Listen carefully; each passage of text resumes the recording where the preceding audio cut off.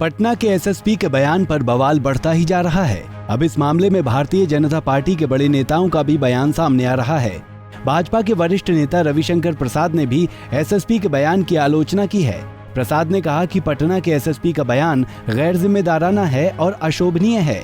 उन्होंने कहा कि संघ जैसे राष्ट्रवादी प्रामाणिक संगठन के कार्यों की तुलना पीएफआई और ऐसे आतंकी संगठनों से की जाए, ये बिल्कुल स्वीकार नहीं है। पटना के एसपी के द्वारा ये कहना आरएसएस की गतिविधि और पीएफआई की ट्रेनिंग एक प्रकार की है, ये बहुत ही गैर जिम्मेदाराना, दुर्भाग्यपूर्ण और भर्त्सना योग्य है और मैं इसकी पूरी भर्त्सना करता हूं। राष्ट्रीय स्वयंसेवक संघ एक प्रामाणिक राष्ट्रवादी संगठन है। देश के विकास, संस्कृति, संस्कार, आतंकवाद के खिलाफ हमेशा उसके स्वयंसेवक खड़े रहते हैं।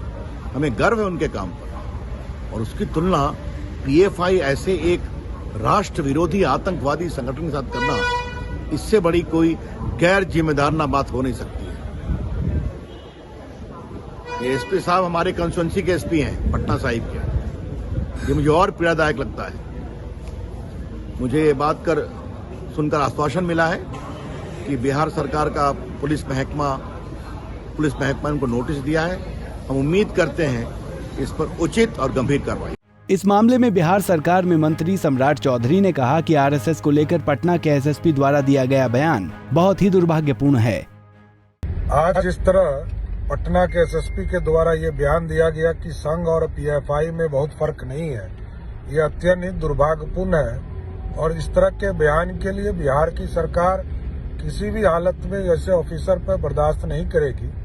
और मैं भी डिमांड करता हूं माननीय मुख्यमंत्री जी से कि इनके खिलाफ तुरंत शीघ्र कार्रवाई किया जाए और तुरंत पटना के एसएसपी से इसको हटाने का निर्देश देने की कृपा करें, क्योंकि बिहार में या देश में जिस तरह संघ के द्वारा लगातार देश को श्रेष्ठ बनाने का काम किया जा रहा है और देश में आप देखते होंगे कि जब भी जरूरत पड़ती है तो इस देश को आगे बढ़ाने में संघ आगे खड़ा होता है और साथ ही साथ संघ एक ही चीजों की पूजा करता है, वो है सिर्फ और सिर्फ भारत माता की पूजा करता है। तो भारत माँ को श्रेष्ठ बनाने वाला जिस संगठन के खिलाफ पटना के एसएसपी के द्वारा इस तरह का बयान दिया गया, ये अत्यंत ही दुर्भाग्यपूर्ण। वहीं जदयू कोटे से मंत्री अशोक चौधरी ने कहा कि पहले भी बहुत लोगों ने आरएसएस पर बयान दिया है, वो आज केंद्र में मंत्री हैं।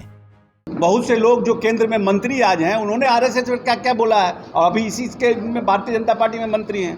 तो छोड़िए ना उस सब बात पर, कौन क्या बोलता है क्या नहीं। एसएसपी के बयान को सुना नहीं है, आज अखबार में कहीं कहीं देखा है, इसलिए स्पष्ट रूप से हमको जानकारी नहीं है कि एसपी ने क्या कहा, सीनियर एसपी ने। लेकिन जिस तरह का बयान है, अखबारों में जो बयान छपा हुआ है उससे बहुत स्पष्ट नहीं हो पाता है कि वो क्या कहना चाह रहे थे, किस प्रिटेक्स्ट में बोले, किस तरह से उन्होंने उसको पुटअप किया।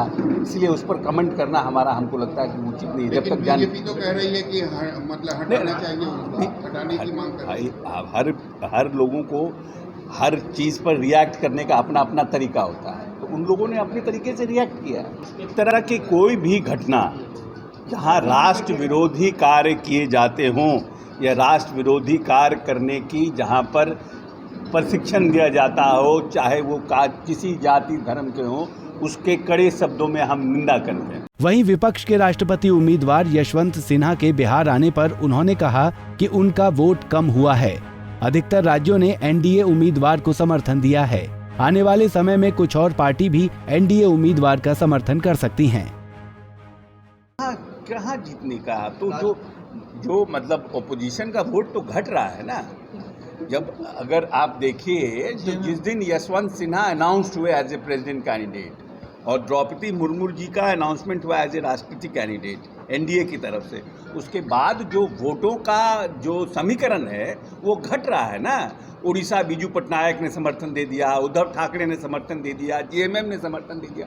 तो जो चंक का वोट था यशवंत सिन्हा जी के पास देश भर में, उसमें तो गिरावट आ रही है ना, दिन प्रतिदिन गिरावट आ रही है। और अभी समय है वोट में, हो सकता है एक आध दो और पार्टी समर्थन कर दे।